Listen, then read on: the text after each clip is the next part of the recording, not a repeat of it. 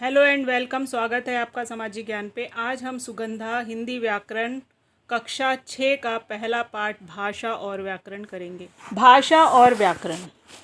यहाँ नीचे कुछ चित्र दे रखे हैं जिनके नीचे एक सेंटेंस लिखे हैं, जैसे लड़की पानी मांग रही है, चौराहे पर सिपाही संकेत कर रहा है, टीवी पर समाचार पढ़े जा रहे हैं, प्रधानाचार्य भाषण दे रही हैं, मांडवी पुस्तक पढ़ती है, बच्चे लिख कर परीक्षा दे रहे हैं। बच्चों, आपने ऊपर देखा कि लड़की क्या कर रही है, संकेत करके पानी मांग रही है। दूसरे चित्र में यातायात को नियंत्रित करने के लिए सिपाही भी आने जाने रुकने का संकेत कर रहे हैं, यानी इशारा कर रहे हैं। और तीसरे चित्र में समाचार वाचक यानी जो न्यूज़ रीडर है वो क्या कर रहा है, समाचार पढ़ रहा है। उसके बाद में आगे मांडवी पुस्तक पढ़ रही है और छठे चित्र में बच्चे लिख कर परीक्षा दे रहे हैं।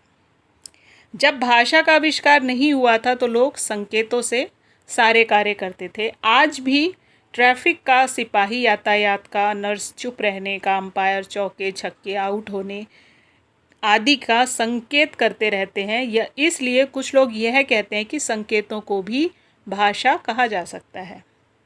परंतु भाषा में एक पूर्ण वाक्य बोला जाता है, वह व्याकरण की दृष्टि से भी शुद्ध होता है ताकि हर कोई उसे समझ सके। इसलिए हम संकेत को भाषा नहीं कह सकते। भाषा को किसको हम भाषा कह सकते हैं, या भाषा का नियम क्या है? भाषा का नियम यह है कि वो मौखिक और लिखित दोनों होनी चाहिए। मतलब आप उसे बोल भी सकें और उसे लिख भी सकें। जैसे हिंदी है, मराठी, गुजराती, बहुत सारी भाषाएं हैं जिन्हें आप बोल भी सकते हैं, बोल के समझाते हैं, और दूसरा उस भाषा को लिख सकते हैं। लिखने में जो भी आप लिख रहे हैं उनमें आप चिन्ह बनाते हैं। चिन्ह बनाने का मतलब एक अल्फ़ाबेट बनाते हैं, एक वर्ण बनाते हैं जिसको आप एक अलग तरह से आइडेंटिफाई करते हैं, पहचानते हैं। अगर आपने क लिखा है तो क लिखते के साथ ही आपके दिमाग में कबूतर आता है। ख लिखा है तो ख से खरगोश आता है। अ लिखा है तो अ से अनार आता है। आ लिखा है तो आम आता है। ये क्या है? ये वर्ण हैं, छोटे छोटे स्वर हैं और व्यंजन हैं जिनको आपने पुरानी कक्षाओं में भी पढ़े हैं। स्वर क्या है? आप तब तक कोई व्यंजन नहीं बोल सकते, कोई शब्द का उच्चारण नहीं कर सकते जब तक उसके अंदर स्वर ना हो। ठीक है, इससे पहले भी आपने पढ़ा है, मैं रिपीट कर रही हूँ दोबारा से। स्वर दो तरह के होते हैं, दीर्घ और लघु। दीर्घ का मतलब जिसको आप देर तक बोलते हैं, यानी बड़े शब्द, लंबे शब्द। और छोटे यानी जैसे अ, ई, उ, ए, ये क्या हैं? जो छोटे शब्द हैं, इनको जल्दी से बोल दिया जाता है, ये हुए लघु। और बड़ा है आ, ई, ऊ, औ, अंग, आहा। ठीक है, तो जब आप ये बोलते हैं, इनको बोलने में फोर्स लगती है और थोड़े समय तक बोला जाता है, यानी तेज आवाज़ से बोला जाता है, तो ये बड़ी मात्रा हो गई। ठीक है, अब यहाँ नीचे एक चित्र बना हुआ है, भाषा। भाषा क्या है? मौखिक। मौखिक यानी सुनना और बोलना। मैडम कहती है ना कि मैं आज मौखिक चेक वो लेने वाली हूँ, आपका टेस्ट लेने वाली हूँ। तो मौखिक टेस्ट में क्या है कि वो आपसे कुछ सुनाने के लिए कहती है, 2 सेंटेंस सुनाओ, 4 सेंटेंस सुनाओ। वो सुनाने के लिए कहती है, आप बताते हो उन्हें और वो सुनती हैं। आप लिख के नहीं दे रहे हो। जब लिख के देते हो तो वो क्या हो जाता है?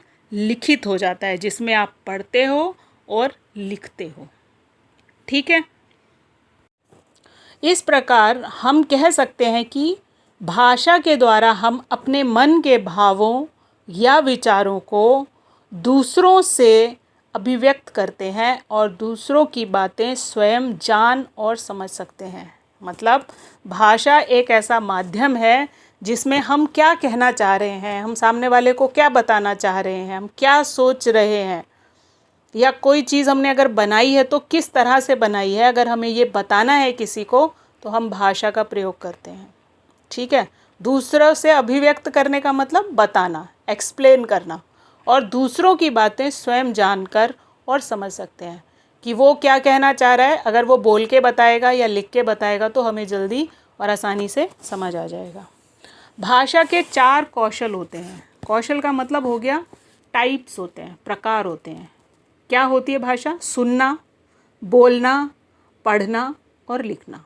मैं हिंदी में बोल रही हूँ, आप समझ रहे हो, आप सुन रहे हो, पढ़ रहे हो, हिंदी में लिखी हुई किताब है, और लिख रहे हो। जब आपको लिखने के लिए कहा जाएगा तो आप हिंदी भाषा ही लिखोगे। अभी ये सिर्फ मैं हिंदी की बात कर रही हूँ। तो इसमें क्या है, आपने सुनी, मैंने बोली, आपने पढ़ी, मैंने लिखवाई। ठीक है, 4 प्रकार हैं, यानी 4 कौशल, 4 कौशल या 4 टाइप्स हैं उसके। यहाँ ध्यान देने वाली बात यह है कि हम सुनकर और पढ़कर दूसरों को अपनी बात समझाते हैं, और बोलकर तथा लिखकर हम अपनी बात दूसरों को बताते हैं। विश्व में जितनी भी भाषाएं हैं सभी इसी सिद्धांत द्वारा सीखी और सिखाई जाती हैं। किस सिद्धांत के द्वारा? बोलकर और लिखकर। आप सुनते हो, पढ़ते हो, बोलते हो और लिखकर बताते हो। भारतीय संविधान की 8वीं सूची में भारत की भाषाओं की चर्चा की गई है। इसमें 22 भाषाओं को मान्यता प्रदान की गई है जो निम्नलिखित हैं। अब ये सारी भाषाएं जो हैं ये बोली भी जाती हैं और लिखी भी जाती हैं। इनकी अपनी एक लैंग्वेज है, अपने एक मानचिन्ह है, जिनको हम इन भाषाओं को पढ़ने या लिखने में इस्तेमाल करते हैं। ठीक है, ये 22 भाषाएं हैं, लिस्ट यहाँ पे दे रखी है। और ये जो आपके 10 का नोट, 20 का, 50 का नोट होता है, उनके ऊपर भी ये भाषाएं लिखी रहती हैं। हिंदी भाषा और इसका संवैधानिक स्वरूप। संवैधानिक स्वरूप का मतलब कि संविधान में कहाँ बताया है कि कौन सी भाषा का क्या रूप है। भारतीय संविधान में यानी इंडियन कॉन्स्टिट्यूशन में अनुच्छेद 343 आर्टिकल 343(1) के अनुसार हिंदी हमारे देश की राजभाषा है। इस अनुच्छेद में यह व्यवस्था की गई है कि भारतीय संघ की राजभाषा हिंदी और इसकी लिपि देवनागरी होगी। यह व्यवस्था 14 सितंबर 1949 यानी 14 सितंबर 1949 को की गई।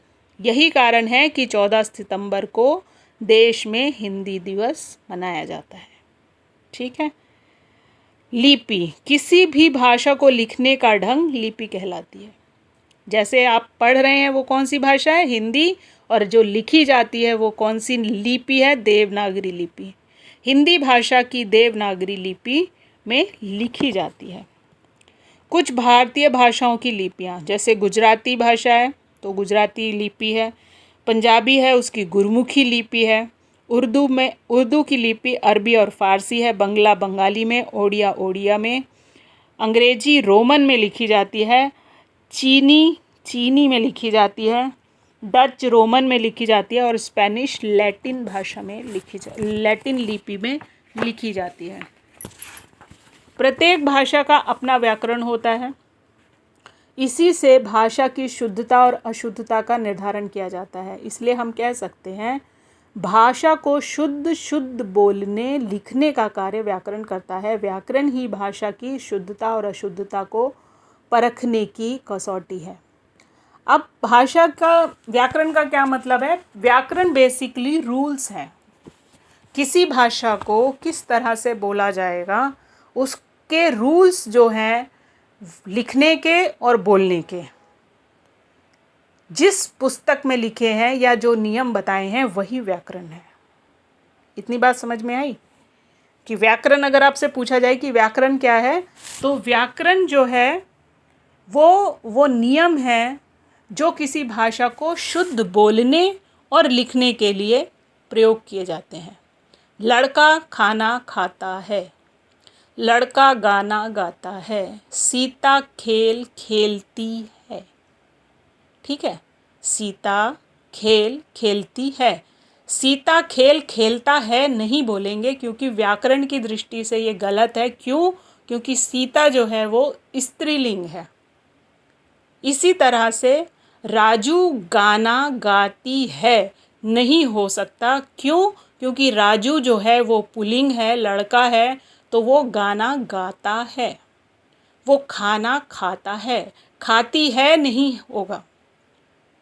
ये व्याकरण की दृष्टि से अशुद्ध है, बोलना भी अशुद्ध है, लिखना भी अशुद्ध है, और जो उसका जेंडर वाला जैसे स्त्रीलिंग और पुल्लिंग है उसके हिसाब से भी ये गलत है, अशुद्ध है। ठीक है। इस प्रकार जिस भाषा का जितना समृद्ध व्याकरण होगा वह भाषा उतनी ही अधिक समृद्ध होगी। समृद्ध का मतलब रिच होगी।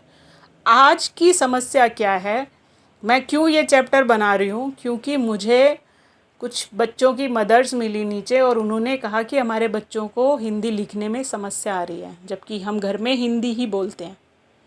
समस्या इसलिए आ रही है क्योंकि जब आप लिखते हैं तो ना तो उंगली रख के पढ़ते हैं, ना ध्यान लगाते हैं कि कौन सी मात्रा कहाँ पे चढ़ाई गई है। छोटी की जगह बड़ी और बड़ी की जगह छोटी मात्रा डाल के अर्थ का अनर्थ कर देते हैं। इसीलिए मैं आज इस चैप्टर से व्याकरण, हिंदी व्याकरण जो है वो आपको शुरू करा रही हूँ। आई होप कि आपको ये चीज़ पसंद आएगी। एक बार रिपीट कर रही हूँ मैं, भाषा व्यक्ति के भावों के आदान प्रदान का साधन है। मैं किसी को कम्युनिकेट करना चाहती हूँ तो मैं क्या करूँगी, बोल के अपने हाव भाव से भी दिखाते हैं। अब एक पेट है आपके घर में, मान लीजिए कोई डॉगी है, तो अगर वो आपसे प्यार करता है तो क्या करता है, जैसे आप घर में घुसते हो आपको देख के बड़ा खुश होता है तो क्या करेगा, अपनी पूंछ तेज़ी से वेव करना शुरू कर देगा। वो भूखा होगा तो पंजे आगे को करके आपके पैर सूंघने लगेगा या हाथ सूंघने लगेगा। वो ये बताना चाहता है कि उसने कुछ खाया नहीं है, उसको कुछ खाने के लिए दे दिया जाए। प्यासा होगा तो वो अलग तरह से रिप्रेजेंट करेगा अपने आप को, खुश होगा तो अलग तरह से वो करेगा। तो अगर उसका मालिक जो है वो जो उससे प्यार करता है, उसके साथ में कम्युनिकेट करता है, वो उसकी भाषा को नहीं जानता लेकिन उसके एक्सप्रेशन को वो पहचानता है। ठीक है ना। जैसे आप किसी पक्षी को पालते हो तो वहाँ भी यही सेम रूल अप्लाई होता है। आप पक्षियों की भाषा नहीं जानते लेकिन फिर भी आपको समझ में आता है कि अगर ये इस तरह से कर रहा है तो इसका क्या मतलब है। कम्युनिकेट करने के लिए, भावों को लिखने के लिए, बताने के लिए, समझाने के लिए मनुष्य के पास भाषा है, लेकिन बाकी जीवों के पास में ऐसी लिखने की वो नहीं है, लेकिन समझा वो भी अपने भावों से देते हैं। भाषा दो प्रकार की होती है, मौखिक और लिखित। मौखिक यानी मौखिक, मुंह से कही गई, लिखित लिख कर बताई गई। ये चीज़ याद रखिएगा। मौखिक जिसमें सुनना और बताने की क्रियाएं आती है, मैंने बोला और आपने सुना, ये मौखिक है, या आपने बोला और मैंने सुना। लिखित जिसमें पढ़ना और लिखना आता है, पहले आप किसी सेंटेंस को पढ़ रहे हैं उसके बाद उसको लिख रहे हैं। लिपि भाषा को लिखने का ढंग, लिपि कहलाता है। हिंदी भाषा भारत की क्या है, राजभाषा है। और प्रत्येक 14 सितंबर को हम हिंदी दिवस मनाते हैं। व्याकरण भाषा को शुद्ध बोलना लिखना व्याकरण के ज्ञान से ही संभव है। या आप इसको सिंपल भाषा में ऐसे लिख सकते हैं कि भाषा को शुद्ध बोलने और लिखने के नियम ही व्याकरण के अंदर लिखे जाते हैं। तो ये था आपका पहला चैप्टर। आई होप कि आपको ये चीज़ समझ में आई होगी। आगे हम इसी तरह से और भी चैप्टर्स करेंगे और समझने की कोशिश करेंगे, ताकि और प्रैक्टिस भी करेंगे साथ में, ताकि हमारी हिंदी में लिखने वाली जो गलतियां हैं वो ना हो। Thank you, thanks for watching.